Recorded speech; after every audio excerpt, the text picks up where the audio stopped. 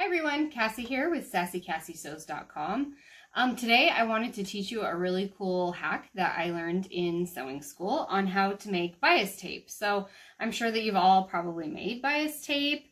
It's pretty simple to make your own, but this is a hack that makes it like really easy to do. So to start with, you want to cut your strips of fabric on the bias. I already cut them out. If you want to make single fold, then you're just going to double the measurement of what you want it to be. So if you want it to be 1/2 inch, then you're going to cut out 1 inch, a 1 inch strip.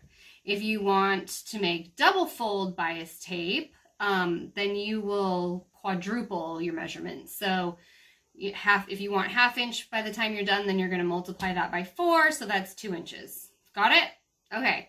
So now we're going to come over to the iron and I'm going to show you exactly what we're doing. I drew some lines here in the center just as reference, which you'll see in just a minute why I did that. So let's go to the iron. Okay, so let's start with the single fold. The first thing you're going to do is just fold your edge to your line, to your center line that you drew in, and just very carefully iron it down without burning your fingers. I'm going to do the same thing on the other side. So you can see how this, now looks like bias tape. Now, traditionally, you would just fold the whole thing and do it all that way, but that is the hard way. I'm here to teach you a really cool hack.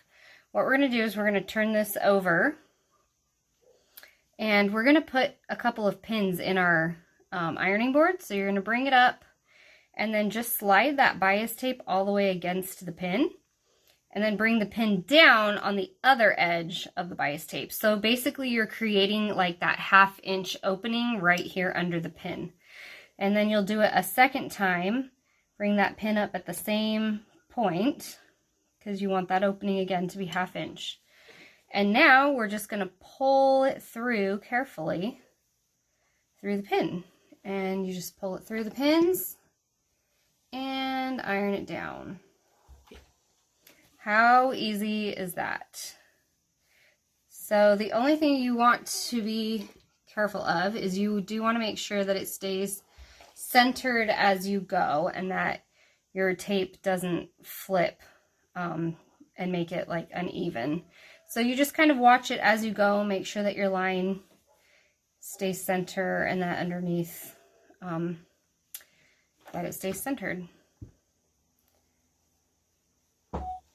Okay, so now we're done with our single wide and we're going to come in here and do our double fold bias tape. So we're going to fold this again just to give it a start, and then again we're going to flip it over and we'll just do the same thing where we are pinning. My ironing board has a little grid on it, which makes it easy because I can see exactly where that 1 inch is. But you just need to come up at the beginning and then the end of the tape there. And then just pull it through once again and press it down.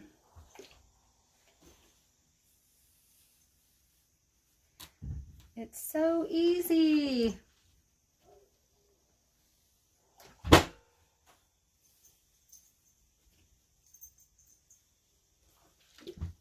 You can actually figure that one out too. So now, because this is the double fold, I'm just going to fold it over and you kind of make the top side just a tiny bit shorter. If you've noticed on your bias tape that you buy, it's always a little bit shorter so that you make sure when you're binding a seam or whatever that both sides get caught in there. So give it plenty of steam and you're good to go. So there you go, that's it. That's all there is to it. Pretty easy, right? I mean, this way of making bias tape is so much easier. As you can see, my lines are nice and straight. I didn't have to struggle with getting everything nice and even. It just does the work for you, pulling it through the pins. So this is just a great option to have if you want to have, matching bias tape for anything. Now you know how to make it. It's a good skill to have and may save you a little bit of money along the way. There are bias tape machines that you can purchase. They are pretty pricey, so if you're not doing bias tape day in and day out, it might not be worth the investment, but this is a great option for you to learn how to make your own bias tape. So I will drop the measurements of this in my blog so that you have it, just in case you forget about how wide your bias tape needs to be for the single width or the double. So go ahead and check on there. If you liked this video, hit the like button. Please subscribe and check back for some more videos that I will be adding soon. You can visit my website at www.sassycassysews.com.